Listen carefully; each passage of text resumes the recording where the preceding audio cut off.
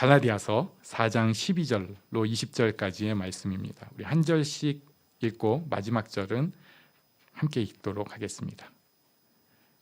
형제들아, 내가 너희와 같이 되었은즉 너희도 나와 같이 되기를 구하노라. 너희가 내게 해롭게 하지 아니하였느니라.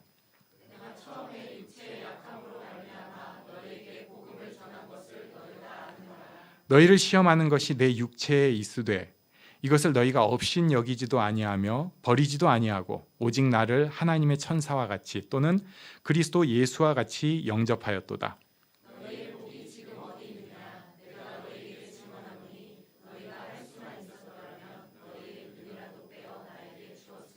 그런즉 내가 너희에게 참된 말을 함으로 원수가 되었느냐?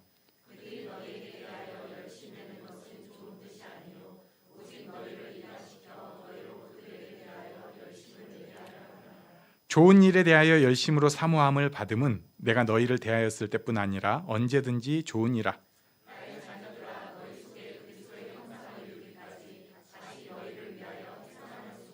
함께 있습니다. 내가 이제라도 너희와 함께 있어 내 언성을 높이려 함은 너희에 대하여 의혹이 있음이라. 아멘.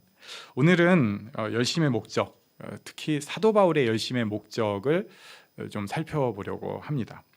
우리들은 다 어떤 일에 대해서 에너지를 사용합니다. 이것을 열정이라고 합니다. 또 교회에서 쓰는 표현으로는 열심이라고 합니다.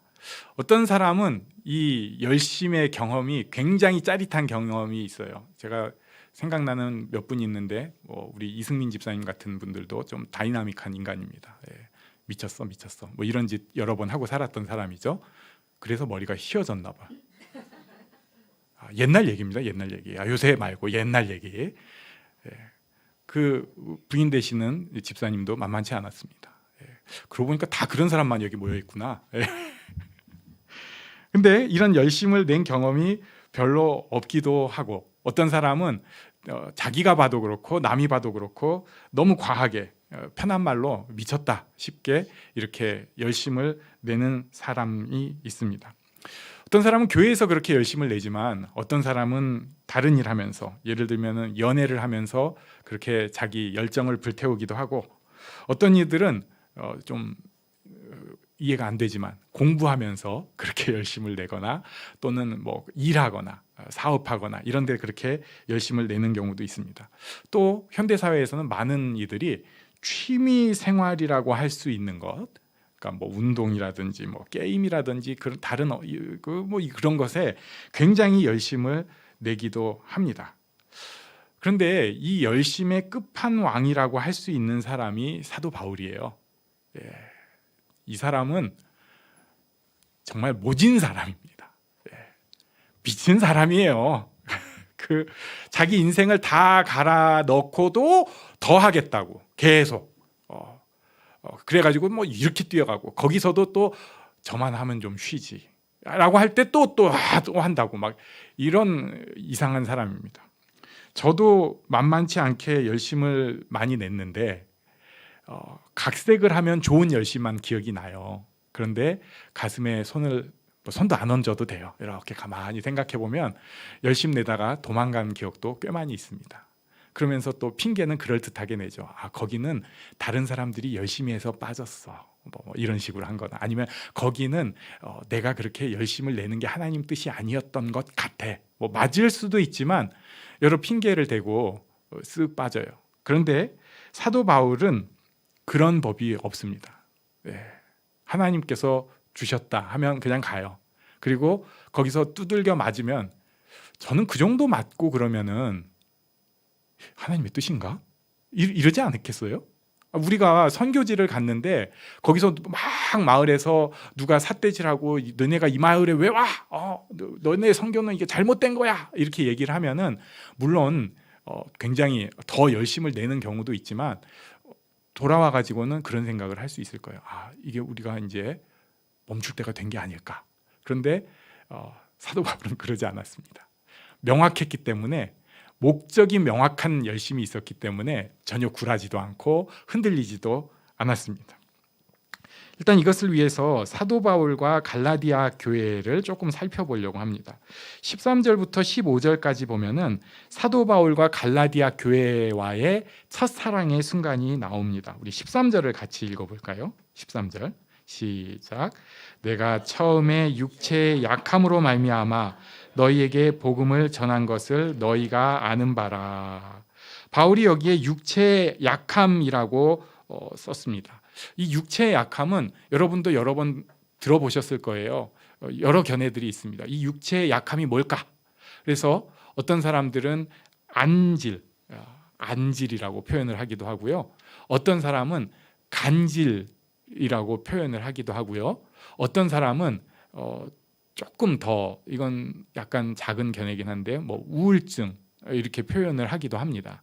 그런데 어떤 사람은 이것을 유대인들의 육체에 강한 폭력적 핍박이라고 하기도 합니다.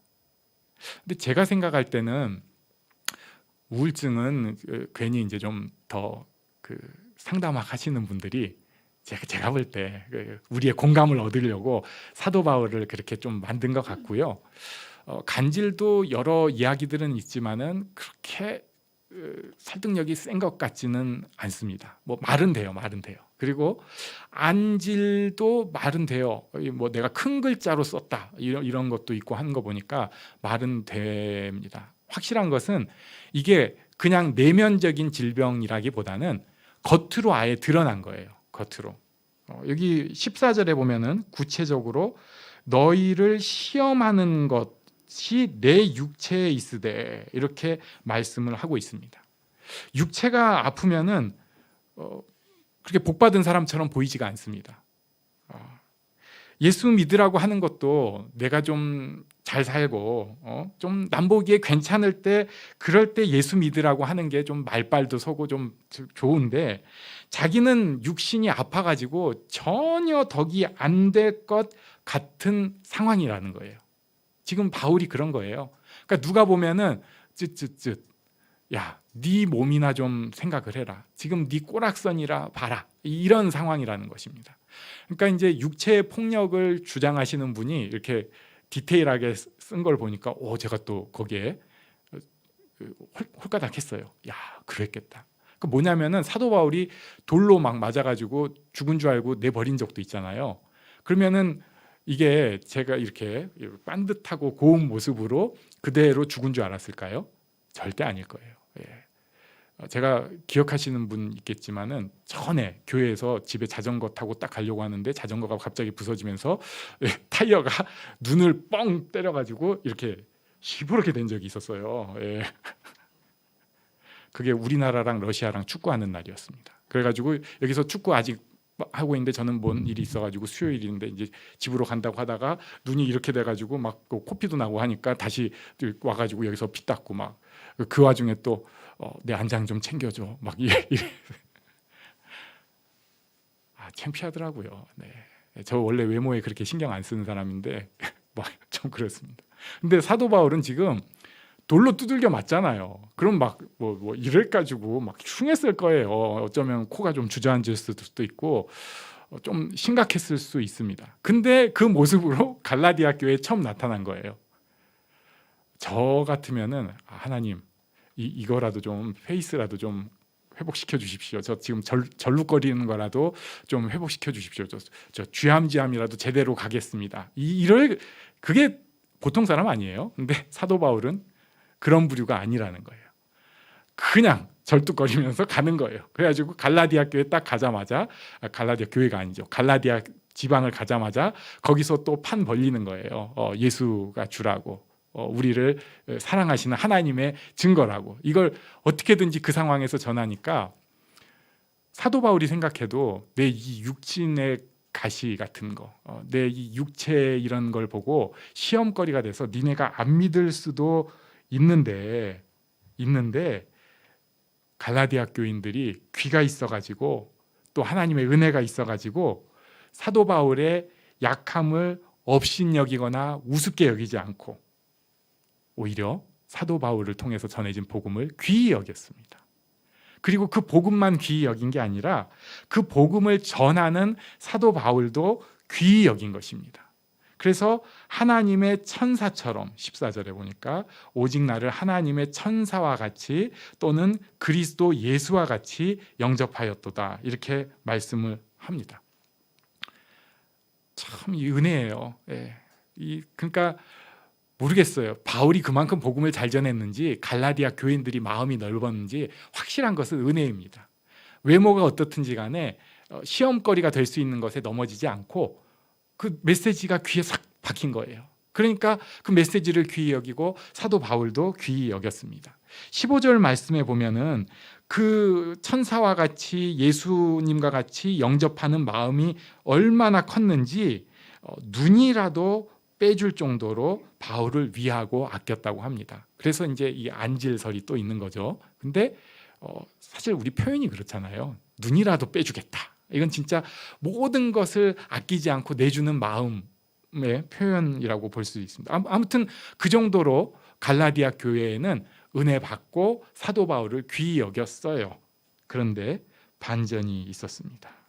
16절 우리 한번 같이 읽겠습니다. 시작. 그런즉 내가 너희에게 참된 말을 함으로 원수가 되었느냐. 아이고. 아니 이렇게 끈끈하고 따끈하고 좋은 사이였는데 지금 보니까 원수가 됐대요. 참된 말 때문인가? 그러니까 바울이 전하는 바른 복음의 말 때문인가? 그것도 있어요. 그런데 더 큰 이유가 나오는데 그게 17절에 나옵니다. 그게 뭐냐면은 17절에 보니까 다른 이들이 바울을 대체한 것을 보여줘요. 17절에 보면 그들이라고 표현을 하고 있습니다. 우리 17절을 한번 같이 읽겠습니다. 시작. 그들이 너희에게 대하여 열심 내는 것은 좋은 뜻이 아니요 오직 너희를 이간시켜 너희로 그들에게 대하여 열심을 내게 하려 함이라. 이걸 다른 번역은 이렇게 번역을 하였어요. 그들이 아첨하여 너희를 지켜 세우는 것은 너희도 아첨하여 그들을 지켜 세우게 하려 함이라. 자, 그들의 사역의 목표, 그들은 왜 봉사하고 일하고 섬기고 열심을 내었는가? 보통 사람들은 열심을 내거나 하면은요, 그 반대급부를 기대하게 되어 있습니다. 제가 누군가에게 열심을 내면 그 사람도 나에게 열심을 내는 것을 기대하는 거예요. 그러니까 제가 그 사람을 칭찬을 하면은 그 사람도 나를 칭찬해 주는 걸 은근히 기대할 수 있죠. 내가 누군가를 연애에서 뜨거운 마음을 주면 그 사람도 내게 그런 연애에서 뜨거운 마음을 주기를 바라는 것입니다. 지금 이들도 그런 기본 베이스라는 거예요. 그런데 갈라디아 이 전체의 문맥을 보면은 이 사람들, 이 그들은 그냥 편의상 가짜라고 할게요. 이 가짜들은 여기서 한 걸음 더 나갔다고 볼 수 있습니다. 뭐냐면요, 이 사람들은 갈라디아 교인들의 반응을 통해서 자기들이 하는 일이 맞다고 하는 인정을 얻는 것입니다. 이게 뭐냐면요, 내가 율법을 지키고 내가 열심을 내서 내가 하나님 앞에 구원에 이르는 것을 얘기를 하고 싶은데 그렇게 믿고 있는데, 그러기 위해서 굉장히 여기에 따라오는 중요한 게 뭐냐면은 사람의 인정이에요. 내 힘으로 내가 열심히 뭔가를 해서 구원을 받는다, 내가 율법을 지켜서 어떤 커트라인을 넘어서서 구원을 받는다고 할 때 그 사람에게 굉장히 중요한 게 사람들의 인정입니다. 그래서 이건 비밀인데, 교회를 잘하기 위한 제일 중요한 이슈는 어떻게든지 인정받는 그걸 만들어줘야 돼요. 그러니까 너무 유치하기지만 잘한다 요거를 사람들이 저절로 하는 그 교회 분위기가 되면은 그 교회가 사람들이 모이게 돼요. 그걸 사람들이 원하니까. 그리고 자기가 그냥 이 육체의 행동만 인정을 받는 게 아니라 더 중요한 것, 구원의 길에 들어섰다고 스스로 착각하게 만드는 거예요. 가짜들은 그런 목표를 가지고 있었습니다. 그래가지고 서로 복종해주고 떠받들어주고, 그러면서 또 한 사람을 향해서 그렇게 열심을 내고 애를 써요. 왜냐하면 그렇게 해야지 전체적으로 인정받을 수 있고 그래야지 내가 구원받은 걸 확인할 수 있기 때문에 그렇습니다. 이게 세상 방식의 열심이고요. 교회에서도 많이 있는 일반적인 열심이라고 할 수 있습니다. 근데 저는 우리가 여기서도 좀 지혜를 가지면 좋겠어요. 예. 이게 궁극적인 목표는 우리는 이게 아니에요. 분명히 잘한다 잘한다 잘한다 이러려고 열심히 내면 안 돼요. 하지만 그게 다 또 필요하다는 거예요. 예. 우리 옆 사람에게 한번 말씀해 주십시오. 잘한다 잘한다 잘한다. 잘한다 잘한다 잘한다. 이거 필요해요. 이거. 되게 유치하지만 부부간에도 그거 꼭 필요합니다. 놀리는 거 말고 아이고 잘한다 이거 말고 진짜로 잘한다 이거 필요해요. 이건 세상의 지혜입니다. 보면 꼭 하나님의 지혜를 가진 사람들이 이거 기본을 무시하고 난 하나님만 바라봐 이렇게 해가지고 사고치고 사는데 그건 아니에요. 그래서 분명히 세상의 지혜예요. 그런데 이런 열심은 우리도 다 해봐서 알잖아요. 한계가 딱 있습니다. 거기까지예요. 자기가 정한 데까지예요. 그리고 이 열심은 결국은 회의로 빠질 수밖에 없어요. 사람의 인정을 보고 사는 사람은 아닌 척 하는데 점점 두려워질 수밖에 없습니다. 그러면 진짜 열심, 사도 바울은 어떤 목적을 가지고 열심을 내었는가? 우리 19절 말씀을 같이 읽겠습니다. 19절 시작. 나의 자녀들아 너희 속에 그리스도의 형상을 이루기까지 다시 너희를 위하여 해산하는 수고를 하노니 아멘. 표현이 조금 딱 끊어놨으면 좋은데 사도 바울의 열심의 목적 너희 속에 그리스도의 형상을 이루기까지 다시 너희를 위하여 해산하는 수고를 하노니 그리스도가 나타나도록 자기는 어떻게 되어도 별 상관없습니다. 자기는 인정 못 받아도 돼요. 자기는 사라져도 됩니다. 대신에 내가 열심을 내는 그 사람이 내가 열심을 내는 그 공동체가 그 교회가 그 소그룹이 예수님의 형상을 이루어내는 것이 사도 바울 열심의 목표였어요. 교회 구석구석에서 눈에 띄지 않게 섬기는 것. 사도 바울은 사실 복음을 위해서 계속해서 텐트를 만들어야 했거든요. 그러면 어떨 때는 손이 다치잖아요. 텐트 같은 거 만들면. 그래갖고 할 때도 있고 어떨 때는 너무 피곤할 때도 있는데 그거 하면서도 저 사람이 그리스도의 형상을 이루면 난 소원이 없어. 저 교회가 그리스도의 형상을 이루어가면 예수님이 그들을 통해서 나타나면 난 소원이 없어 하면서 작은 일, 큰 일에 대해서 열심을 막 낸 것입니다.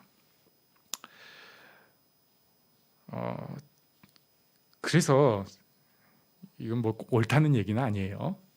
제가 이제 군대 교회에 있을 때 생각이 딱 나더라고요. 부대장이랑 또는 하다못해라고 표현하면 그런가? 이제 그 내부 책임자라고 할 수 있는 분이랑 군대 교회에 있을 때 친하잖아요. 부대 안에 어떤 분들이랑 그러면은 교회에 무슨 일이 있을 때 이제 사역병이라고 하는데 그걸 보내줘요. 그러면은 그 사람들이 올라와 가지고 교회 일을 다 해줍니다. 뭐 잡초, 참 무서운 잡초, 싹 화장실, 뭐 주방 하기 싫었던 거 청소를 싹 해줘요. 그리고 나서 저는 준비할 게 한 가지 있어요. 네, 여기 창공교회인데요. 짜장면 13그릇 보내주세요. 네, 그리고 이제 거기에 정말 특별하면 탕수육도 3그릇 부탁합니다. 이렇게 하면은 부대원들이 얼마나 행복해하는지 몰라요. 그리고 막 저한테 치사를 하면서 뭐 김병장님 덕에 우리가 이렇게 잘 먹고 쉬고 뭐 하면서 저는 또 이제 일 다 하고 교회에다가는 그 교회 병사들, 그 부대 병사들이랑 좋은 유대 관계를 했다. 이런 거죠.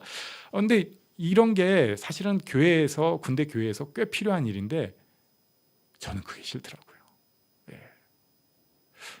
저는 그게 싫더라고요. 저는 교회 좀 지저분하고 못하더라도 할 수 있으면은 축복하는 사람의 손길로 그걸 하고 싶더라고요. 이게 그러니까 꼭 옳다는 거는 아니에요. 근데 그러고 싶었어요. 교회에서 작게 의자를 고치거나 의자를 나르거나 또는 주방에서 뭘 하거나 또 뭘 씻거나 애들 뭐를 청소를 해주거나 뭐를 해준 아무것도 아닌 일을 할 때도 거기에서 그리스도의 형상을 이루기를 원한다 하는 이 열심과 축복이 있으면 교회가 다른 사람들한테 이런 그 축복의 기회를 주지 않고 짜장면이나 탕수육으로 그 축복을 떠넘기지 않고 우리가 조금 힘들어도 그걸 누릴 수 있지 않을까. 그래가지고 직접 해보니까 말을 안 통하더라고요. 좀 힘들어요 그게. 그래가지고 저 혼자 막 열심히 하고 저 혼자 축복 다 받겠다고. 그리스도의 형상을 이루어 가게 하는 열심은 그 속에 한번 제대로 들어가면요 진짜 뭐든지 할 수 있습니다. 네. 하니까 되더라고요 하면서 정말 다 해낼 수 있습니다. 교회는 이런 축복이 모여가는 곳입니다. 그리스도의 형상이 이루어지기를 원한다. 우리 자녀들이 그리스도의 형상으로 닮아가기를 원한다. 우리 아이들이 예수님 닮아가기를 원한다. 우리 모두가 예수님 안에 성장하고 사랑으로 더 커가기를 원한다.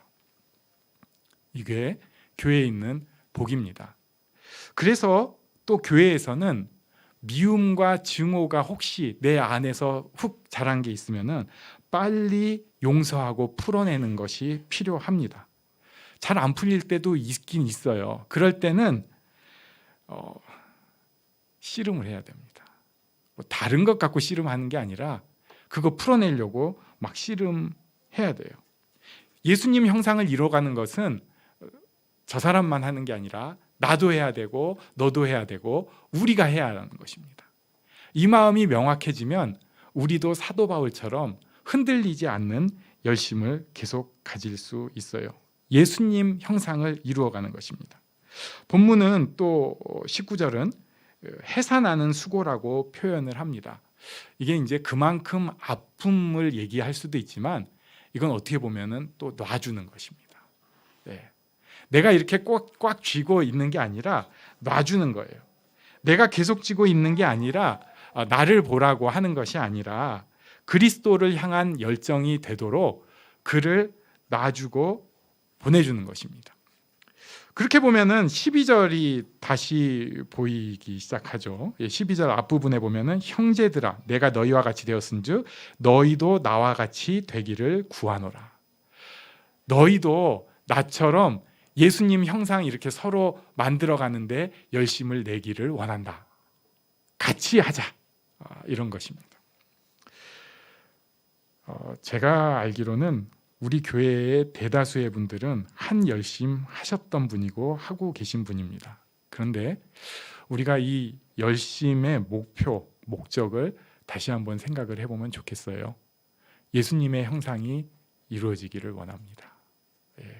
우리 교회가 그렇게 부족하지만 예수님의 형상을 이루어가는 교회가 꼭 되면 좋겠습니다.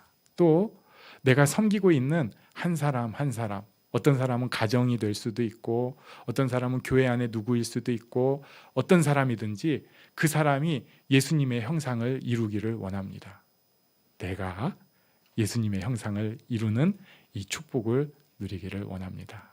이 복이 우리 모두에게 있기를 간절히 바랍니다. 아멘. 우리 잠시 일어나서 기도하겠습니다.